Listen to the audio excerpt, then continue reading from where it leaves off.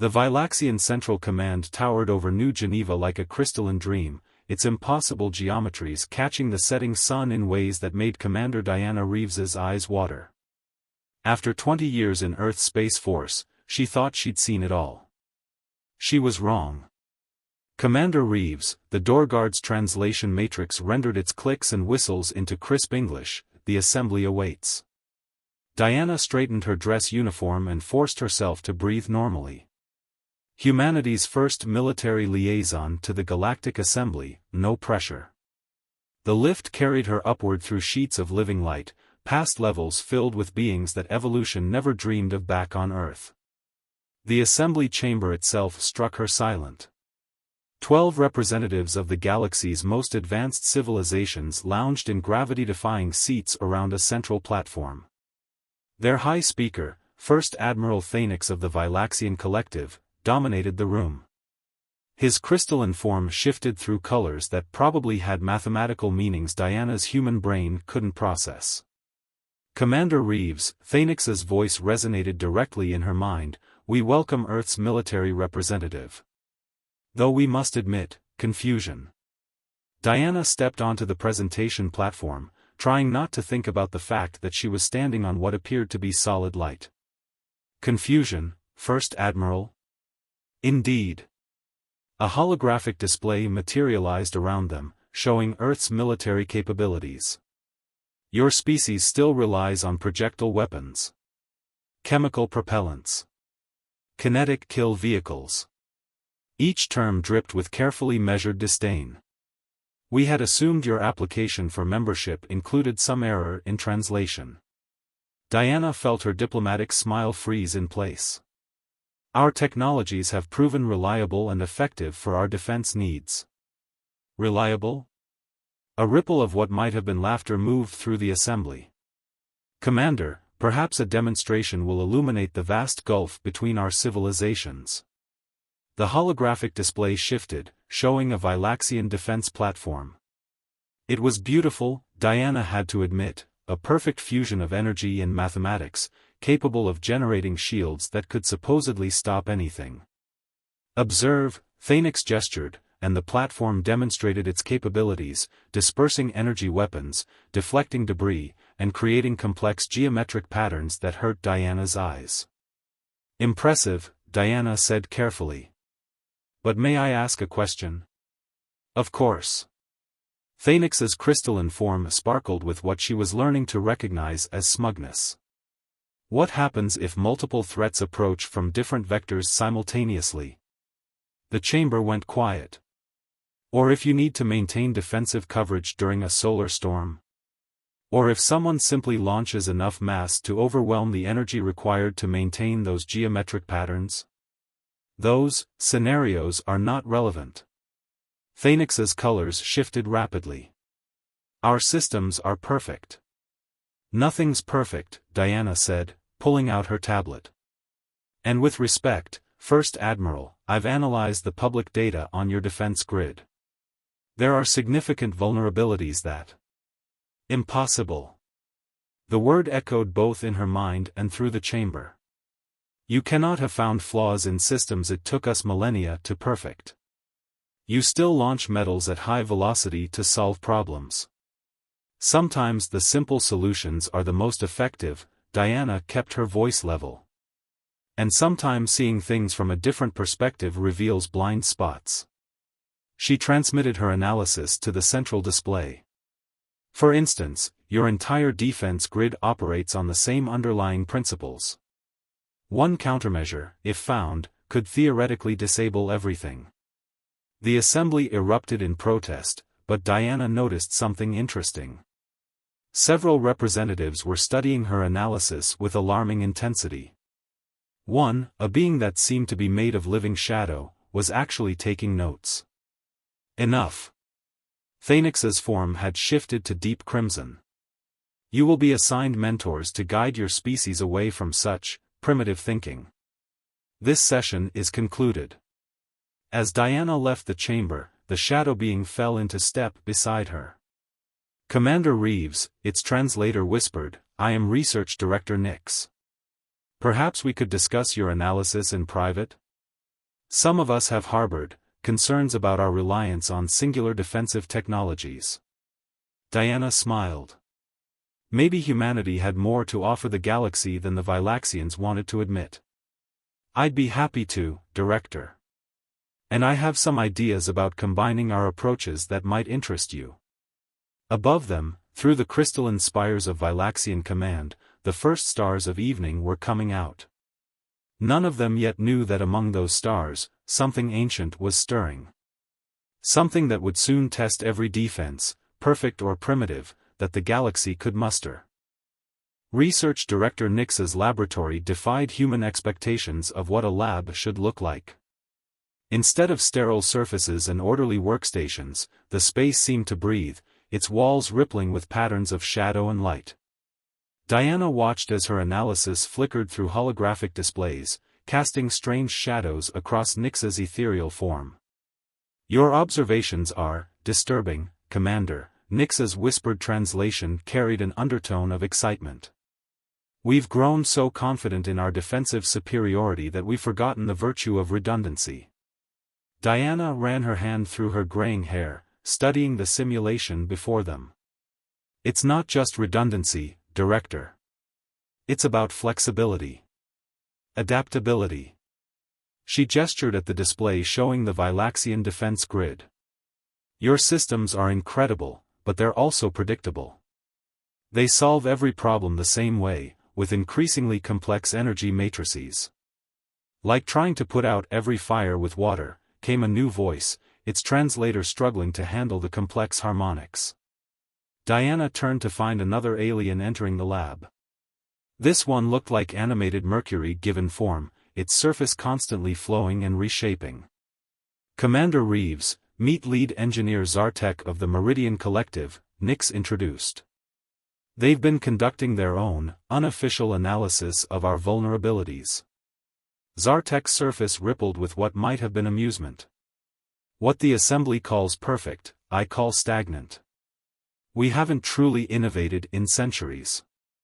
We just make the same solutions more elaborate." Diana felt a smile tugging at her lips. "And I'm guessing pointing this out hasn't made you popular." "About as popular as suggesting that throwing metal really fast might sometimes be more effective than exotic energy fields," Zartek replied, their form shimmering with what she was learning to recognize as irony. The three of them spent the next hours deep in analysis. Diana shared Earth's history of military innovation, how necessity and desperation often led to unconventional solutions. Nix and Zartek shared their own civilizations' histories, including some disturbing patterns. Every dominant species in known space follows the same technological progression, Nix explained, their shadowy form condensing with concern. "We all eventually develop energy-based technologies that seem to solve every problem. And then we stop looking for alternatives," Zartek finished. "Because why improve on perfection?" Diana frowned at the data streaming across the displays. "But that's not natural. Evolution, whether biological or technological, doesn't just stop. Unless something is guiding it," Nix whispered. "Directing all spacefaring civilizations toward the same technological solutions." The implications sent a chill down Diana's spine. "Has anyone ever investigated?" An alarm cut through the lab, its harmonics making Diana's teeth ache. The displays flickered, then filled with urgent data streams. Zartek's mercury-like form rippled with distress. "Multiple defense platforms just went offline in the outer rim," they reported. "Some kind of cascading failure in their energy matrices." Nix's shadow form expanded with alarm. "Impossible. The systems are perfect." "Nothing's perfect," Diana interrupted, already pulling up the incident data. "And patterns like this don't just happen naturally." She pointed to the spreading failure.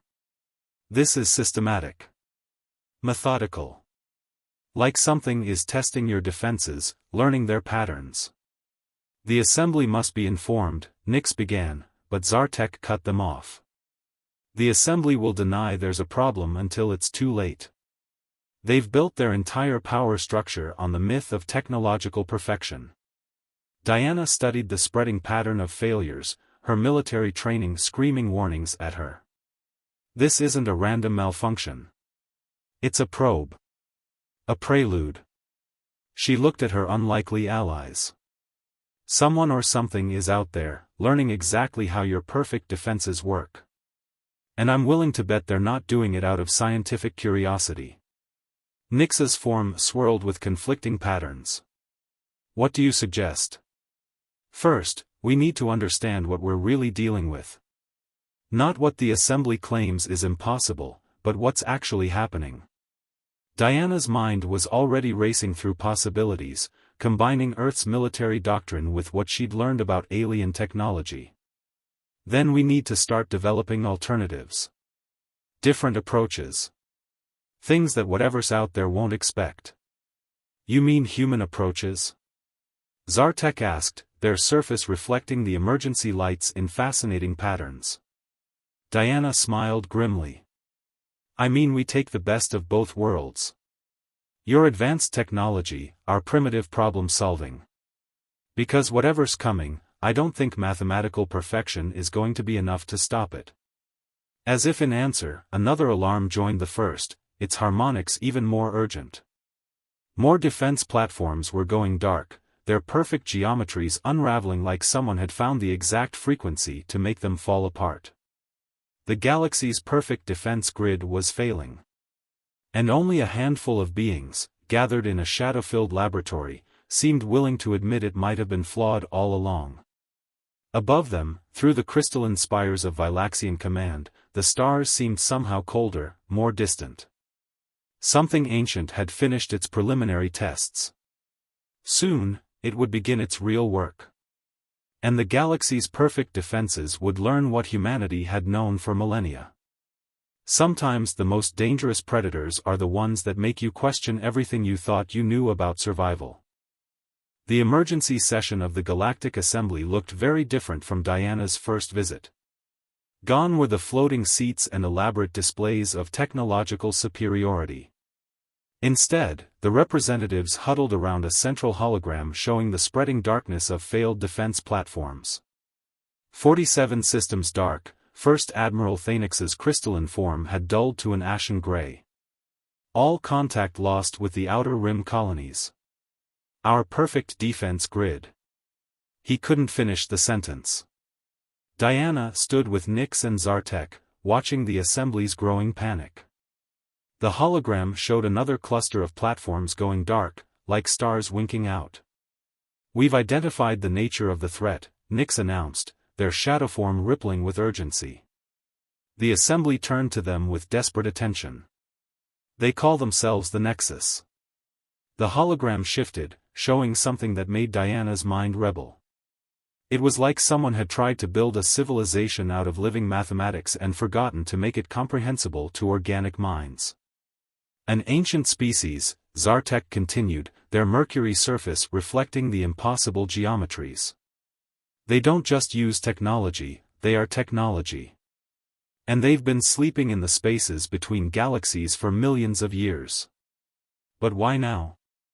A representative of the Meridian Collective asked. Why wake after so long? Diana stepped forward, her voice cutting through the murmurs. Because the galaxy finally became predictable enough. She gestured at the failing defense grid. You built the perfect system. Perfect means predictable. And predictable means vulnerable. Impossible. Thaynix flared briefly to his old brilliance. Our systems are failing, Diana interrupted. Because the Nexus doesn't fight the way you expect. They don't respect the elegant solutions you've developed. They're like a virus that's found the exact weakness in an immune system. The hologram updated again, showing the latest attacks. The Nexus weren't just destroying defense platforms now, they were converting them, turning the galaxy's perfect defenses into something else. Something wrong. They're not just destroying our technology, Nyx explained, their whispered voice carrying to every corner of the chamber. They're evolving it. corrupting it, making it part of themselves. The assembly erupted in chaos. Demands for immediate action warred with calls for deeper analysis. Suggestions for stronger energy fields competed with pleas to retreat and regroup. Enough. Diana's command voice, honed by decades of military service, cut through the noise. The Nexus are spreading because they understand your technology better than you do. They've had millions of years to study similar patterns in other galaxies. We need solutions they haven't seen before. What solutions? Thanex demanded. Our most advanced technologies are useless. Diana smiled grimly. Then maybe it's time to try some less advanced ones. She nodded to Zartek, who projected a new set of designs. We've been working on hybrid weapons. Combinations of your energy technology and human ballistic principles. Things that don't follow the predictable patterns the Nexus expect. The assembly stared at the designs in horror. These are primitive, one representative managed. Primitive doesn't mean ineffective, Zartek countered. The Nexus have evolved to counter energy-based weapons perfectly. But kinetic energy? Physical impact? These are problems they haven't had to solve in millions of years. We've already tested prototypes, Nyx added. The Nexus can't simply mathematically predict and counter these weapons. They have to physically defend against them, something they're not optimized for. Diana watched understanding slowly dawn across alien faces. Sometimes the best way forward is to take a step back, she said quietly. Earth didn't develop energy weapons not because we couldn't, but because we found other solutions that worked better for us. Now that diversity might save us all. A new alarm sounded, its harmonic speaking of fresh disasters. The hologram showed Nexus forces approaching the core worlds, converting defense platforms as they came. We don't have time for lengthy debate, Diana pressed. The Nexus are coming, and they're coming with every perfect defense you've ever built, turned against you. We need to start production on these hybrid weapons immediately. And if we refuse? Thanex asked, but his dulled crystalline form suggested he already knew the answer. Then we watch perfection fail, Nyx whispered. And the galaxy learns too late that evolution requires imperfection to survive. The assembly chamber fell silent except for the steady pulse of alarm signals. Through the crystalline walls, the stars seemed to pulse with malevolent purpose. The Nexus were coming, bringing with them a twisted reflection of the galaxy's pursuit of technological perfection. And humanity's primitive solutions might be the only thing standing between civilization and an enemy that had turned perfection itself into a weapon. Begin production, Thanex finally ordered, his voice carrying the weight of millennia of certainty crumbling. All facilities. Maximum priority. Diana nodded to Nyx and Zartek. They had work to do, and not much time to do it.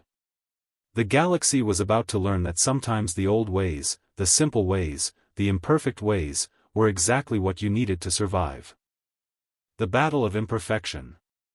The manufacturing center on Vilax Prime hummed with an energy Diana had never felt before. Where once perfect crystalline structures had produced elegant energy weapons, now hybrid monstrosities took shape. Human ballistic principles merged with alien material science, creating weapons that would have horrified the assembly mere weeks ago. Beautiful, isn't it? Zartek's mercury form flowed around a massive hybrid cannon. The Nexus won't expect physical projectiles enhanced by quantum tunneling. Diana watched the production lines with fierce pride. Humanity's greatest strength was never our technology.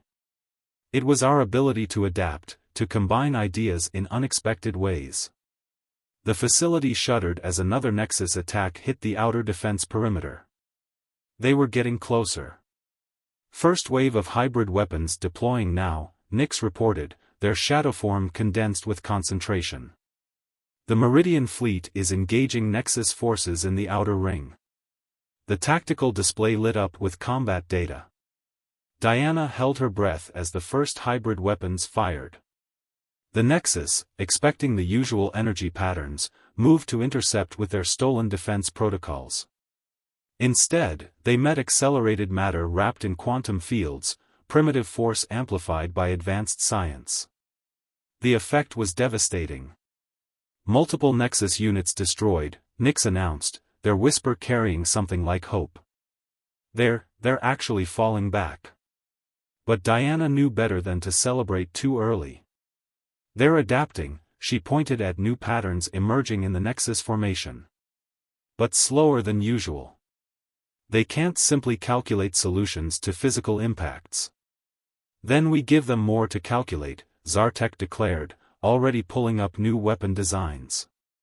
Each one different. Each one combining technologies in new ways. The battle raged across space, a testament to the power of imperfection against mathematical precision.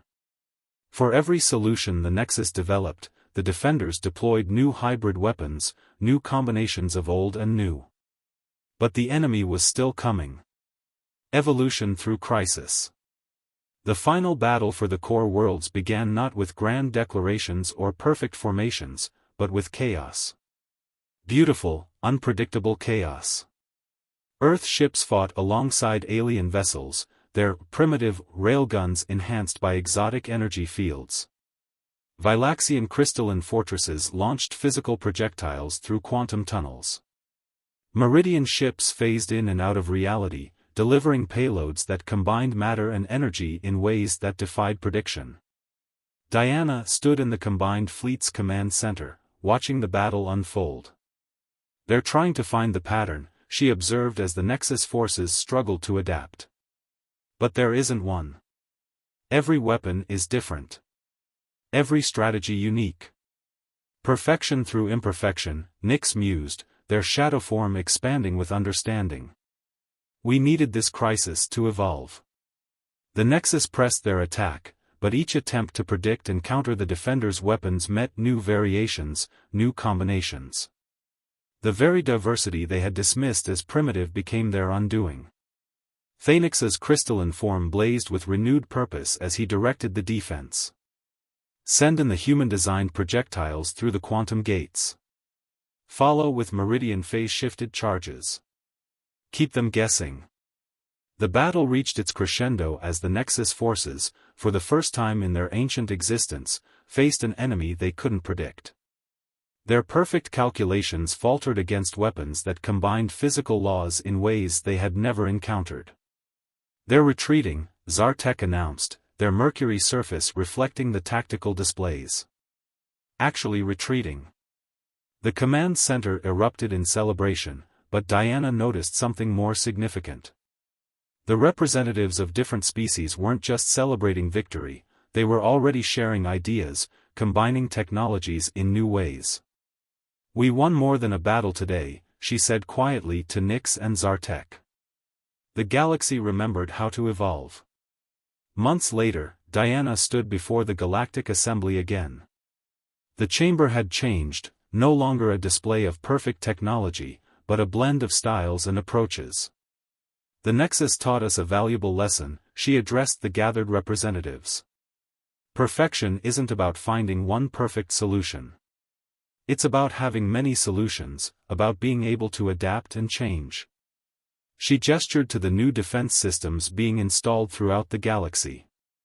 Each one was unique, combining technologies from different species in unexpected ways.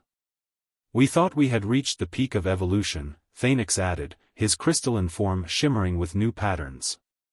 Instead, we had stagnated. Humanity reminded us that true strength lies in diversity, in imperfection, in the ability to change. The assembly had changed too. Where once they had sought to guide lesser species toward their version of perfection, now they actively sought out different approaches, different ways of thinking. Diana smiled as she watched ships from Earth arrive, bringing new ideas, new technologies, new ways of solving old problems. The galaxy had learned that the tools meant to protect them had almost been their undoing, not because they were too advanced, but because they had stopped advancing. The stars outside seemed brighter now, full of possibility rather than threat. The Nexus might return one day, but they would find a very different galaxy waiting for them. One that had remembered how to evolve, how to change, how to be imperfect. And in that imperfection, they had found something greater than the perfection they had once prized. They had found growth. The end.